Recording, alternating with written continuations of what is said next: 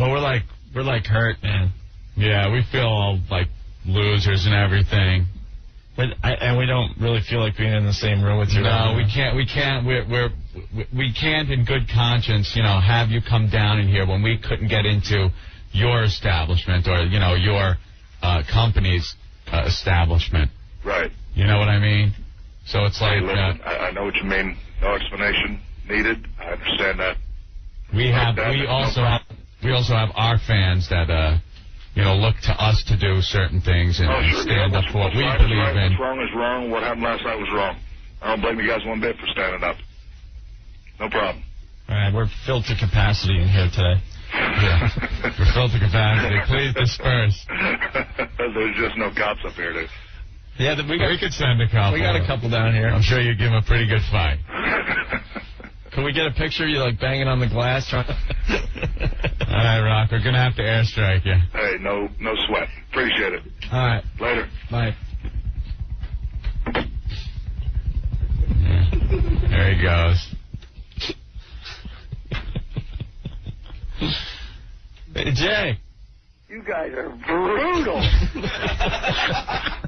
You guys have more balls than the NBA. Dude, we made him call for our lobby, and it wasn't good enough to be allowed. The whole time I'm listening, I thought you guys were going to go, well, let's see what Jay thinks. And I wrote, like, all these notes down. Oh, yeah, that's all we need. The guy said he was sorry twice. He opened the conversation with an apology. Yeah. Called his own boss a candy ad. Right. We know The Rock has issues of rage. And he seemed like a guy that's been to some anger management therapy sessions. Came to terms with what he did wrong.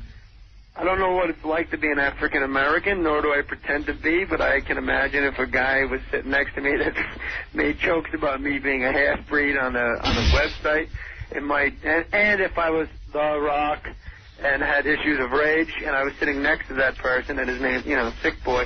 Sick Boy's new name, by the way, is Rocker. And John.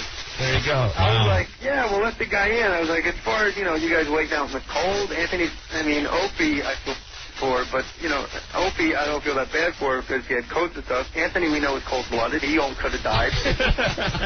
Anthony could have died out there. Opie can put on, like, sweaters and stuff, but what can Anthony do? Wait for the touch to come out and sit on a rock. Jay, I think you're missing the big point here, though. We just made a guy drive all the way to the station to sit in our lobby so we could tell him he can't be on our show. And that's why you guys are the best. Some of the instant feedback. You guys are brutal. That was unbelievable. I was getting uncomfortable. I was like, oh, this is nice. This guy's pulling his act together. He was, like, real sorry about it. I'm like, okay, this is good. This is nice. Now we're all going to make friends. And you guys go, can't let you in, The Rock. The Rock. Some people actually liking The Rock out of this one, saying he came off good. I got to say, he did come off sounding like a gentleman. At least we got right now. At least we got an explanation. But we. He came off. We got. I'm in LA. I'm 3,000 miles away. Yeah. And I want to hug him. He did come off sounding like a gentleman. We do have footage of him, in our lobby behind glass trying to get into the studio. What did he? You know what's funny? Yeah, we got to take into the glass, not knowing. Oh my God! Oh, come on. Jay Moore, you're never gonna get work if you keep talking like that. I just don't. No, I'm fine as long as I don't go on Nightline. Dude, we have two of the hugest cops too as backup today, just in case. Yeah, I heard my boys called you. I had my local boys call you, Billy Mack and Fat Phil. I got a message from Fat Phil, the cop, going, thanks for calling me Fat Phil. Now everyone's calling me that. Can't you change it on the radio? Okay, I'm changing it. It's Fatter Phil. All right, Rick's coming in. We'll get the real story now. That was amazing. You guys have bigger balls than me. You absolutely have bigger balls than me. Although, it's easy to say all that stuff when you're upstairs behind a locked glass door. Exactly.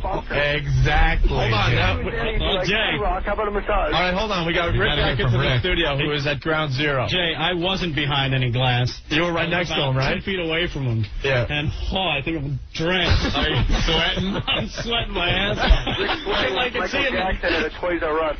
I could see him like, what, they want to do this on the phone? I'm just like, yeah. Yeah, The Rock. Yeah, The Rock.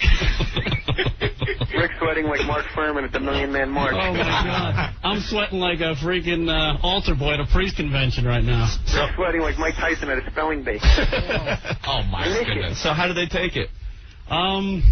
I guess they took it okay. Yeah. Look at his voice is changing.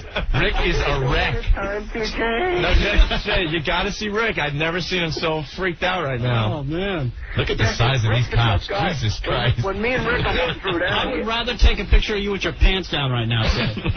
Yeah, but when that happened, when Rick and I almost threw down, he had like this weird glimmer in his eye, like he could taste blood. So this guy, The Rock, must be unbelievable. Yeah, I was going to taste my own. So what did they say to you after they hung up? Well, I tried to play stupid. I was like, so what did the guy say?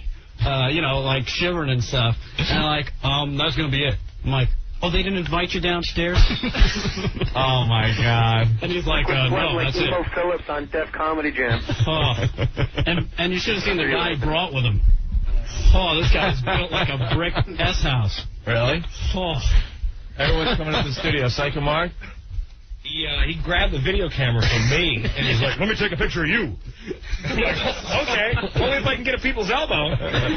Really? Oh, The Rock might hurt you with that. Yeah. He keeps talking to himself. A lot of people think we should have let him in, but no, I'm sorry. No, I thought that you should have let him in, but when you made your stand, you opened up an entire new room of respect that I didn't know I had for you. You know, if we would have been able to get into their little event last night, things would have been different. But he represents the organization that we were a little unhappy with today, so we had to do the same thing to The Rock, not let him in.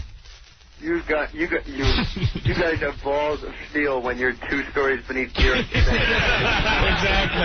Exactly. And poor Rick up on the front line. Yeah, we're not stupid. Come on, Jay. You know us.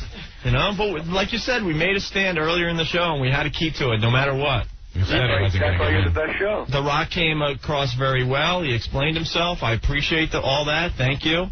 But it wasn't good enough to get him in here. We're really hurt from yesterday. Hey, you want me to make a prediction? Yeah. You know we're all afraid of The Rock? Yeah. I have a friend that's in WWF school right now. He's from New Zealand. He's a Maori Indian. Or it's not, we call them Indians, but they're Maori warriors. His name is Gengi. I predict that he will kick The Rock's ass. Gengi will kick The Rock's ass. We'll look forward to that. Like that Hundalaka, like that dance for everything. He's 6'6", 320, not an ounce of fat on him. All right. Jeez. Wow. He's going to kick The Rock's ass. We'll have a guy, we will actually have, speaking we again, Opie and Anthony and friends, will have a man that is bigger than The Rock, that we will feel safe standing next to, saying, well, up yours, Rock. Rock. All right, Jay, we're going to let you go because we're sweating. You guys are so funny. Call Priceline. Get Shatner's toupee and towel off. I love you guys. Stay in touch. All right, Jay. Thank you, Jay. Thank you. There he goes. The talented Jay Moore. Keep the cop in the studio. You got to introduce the 2 huge cops that helped us out today. My God. This is the Opie and Anthony Security Task Force that I brought in today. Holy mother of pearl. Mark and Tom. Fellas of mine. I would never want to mess with you guys, man. You want to do the handcuff thing now? No. See how long it takes for these guys to come to? That's okay. That would have to be like a record. Like, it would just be like, boom, click, done. Well, thank you guys. We appreciate it. Yeah, absolutely. And big fans of the show? Yeah. Hopefully. Cool. Say hi to the guys for us, all right?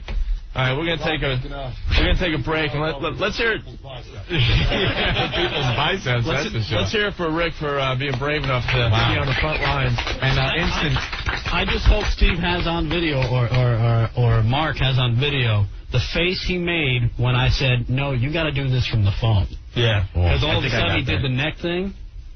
And he kind of looked around. Oh, no, the neck thing. I was just like, oh, here it comes. You never want the neck thing. The instant feedback coming alive, people not believing we actually received the people's apology. Well, I appreciate that from them and stuff, but we really were hurt. But they're still pissed off at the WWF, but you got to say, the guy came across as a gentleman, and he explained himself very well, I think, and that's that. And we had to stand our ground today. We told the WWF earlier that we would not let him in today, and we had to stick to that. It would still take a miracle and an act of God to get us back on board that ship. But I think he came across as a gentleman. All right, man, let's take a break. What a day we've had today, huh? Woo! A lot of crap hitting the fan today. Yeah. Phone line 212-757-1027. Phones are just burning up, Anthony. Let's start with Fernando. Fernando, what's going on today? Hey, what's up, guys? All right.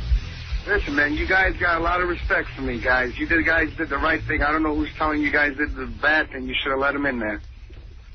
No, we have our fans too that expect us to act in a certain way, and that's it. I mean, we couldn't, in a good conscience, let him in here.